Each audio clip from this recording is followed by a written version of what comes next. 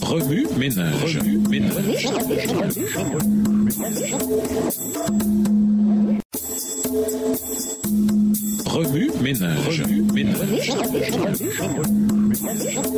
Bienvenue à votre émission Remue ménage. Nous voilà à la leçon 3, le temps de la trahison. Lisons Josué, le chapitre 1. Josué 1. Après la mort de Moïse, serviteur de l'Éternel, l'Éternel dit à Josué, fils de Nun, serviteur de Moïse. Moïse, mon serviteur, est mort. Maintenant, lève-toi, passe ce Jourdain, toi et tout ce peuple, pour entrer dans le pays que je donne aux enfants d'Israël. Tout lieu qui foulera la plante de votre pied, je vous le donne, comme je l'ai dit à Moïse. Vous aurez pour territoire, depuis le désert et le Liban, jusqu'au grand fleuve, le fleuve de l'Euphrate, tout le pays des Étiens et jusqu'à la grande mer vers le soleil couchant. Nul ne tiendra devant toi tant que tu vivras. Je serai avec toi comme j'ai été avec Moïse. Je ne te délaisserai point, je ne t'abandonnerai point. Verset 6. Fortifie-toi et prends courage, car c'est toi qui mettras ce peuple en possession du pays que j'ai juré à leurs pères de leur donner. Fortifie-toi seulement et aie bon courage en agissant fidèlement selon toute la loi que Moïse, mon serviteur, t'a prescrite. Ne t'en détourne ni à droite ni à gauche, afin de réussir dans tout ce que tu entreprendras. Que ce livre de la loi ne s'éloigne point de ta bouche. Médite-le jour et nuit pour agir fidèlement selon tout ce qui y est écrit, car c'est alors que tu auras du succès dans tes entreprises. C'est alors que tu réussiras. Ne t'ai-je pas donné cet ordre? Fortifie-toi et prends courage. Ne t'effraie point et ne t'épouvante point, car l'Éternel ton Dieu est avec toi dans tout ce que tu entreprendras. Josué donna cet ordre aux officiers du peuple. Parcourez le camp et voici ce que vous commanderez au peuple.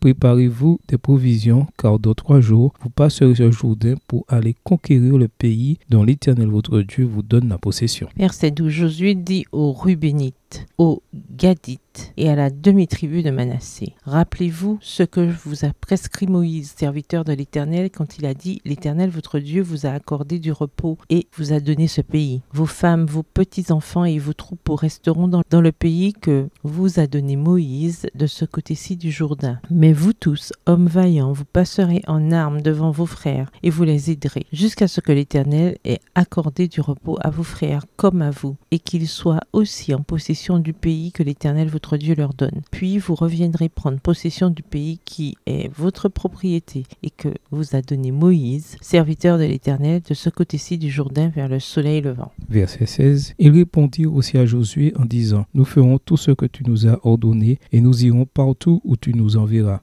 Nous t'obéirons entièrement comme nous avons obéi à Moïse. Veuille seulement l'Éternel, ton Dieu, être avec toi comme il a été avec Moïse. Tout homme qui sera rebelle à ton ordre et qui n'obéira pas à tout ce que tu lui commanderas sera puni de mort. Fortifie-toi seulement et prends courage. » Introduire, s'adapter au changement. En matière de leadership, les transitions s'accompagnent toujours de certains degrés d'incertitude, qu'il s'agisse de nouveaux pasteurs d'une église, de nouveaux patrons au travail ou de nouveaux présidents d'un pays. Il faut un certain temps pour s'habituer à travailler avec ce nouveau dirigeant. Il est tout naturel de se demander ce qui ne bougera pas et ce qui sera changé. Le nouveau dirigeant peut lui aussi se demander « Les gens vont-ils m'accepter et me soutenir? De quelle façon vont-ils me comparer à l'ancien dirigeant ?» Pour les Israélites, l'heure du changement avait sonné. Lors des plus grands bouleversements d'Israël, Moïse était resté fidèlement à la barre. Le temps était maintenant venu pour lui de se reposer en vue de la terre promise, mais sans en franchir les frontières. Ce n'était pas ce qu'il souhaitait, ni ce que Dieu désirait pour lui. C'était son péché qui avait entraîné cette triste conséquence. Deutéronome 3, versets 23 à 28. Sachant cela, Moïse transféra ses responsabilités à Josué et le chargea de conduire les enfants d'Israël dans la terre promise. Quel moment poignant! Moïse dut renoncer à un rêve longtemps caressé. Josué reçut le manteau de leadership d'un homme qu'il aimait et dont il pleurerait profondément la perte. Les Israélites qui avaient souvent contesté le leadership de Moïse virent celui-ci demander à Josué de les diriger avec courage. Deutéronome 31, les versets 7 et 8. Lorsque les géants se dresseraient devant lui et que la victoire semblerait impossible, Josué devrait se fier à la promesse de Dieu et aller de l'avant avec courage. Josué était tout à fait conscient de l'ampleur de ses nouvelles responsabilités. Dieu l'avait chargé de diriger des gens foncièrement têtus, lâches, pleurnichards, sujets à la rébellion. Il avait vu Moïse lutter contre tous ces traits de caractère au cours des 4 décennies d'errance dans le désert. Outre cela, il devait affronter un ensemble de défis complètement nouveaux. Alors que Moïse avait conduit le peuple à travers le désert, Josué, lui, allait le mener au combat. Bien que ce groupe hétéroclite d'anciens esclaves n'ait aucune formation militaire, il allait devoir affronter des villes fortifiées et des adversaires impitoyables aux armées bien entraînées. Josué devrait être assez courageux pour affronter lui-même les géants et pour exhorter le peuple à faire corps avec lui dans la bataille. Dieu avait bien préparé Josué à cet appel. Ce dernier avait soutenu Moïse lors de certaines des plus grandes crises de son leadership. Il avait vu Moïse faire des choix difficiles, intercéder pour le peuple, s'humilier, chuter et se relever. Il avait vu de ses propres yeux à quoi ressemblait un bon leadership.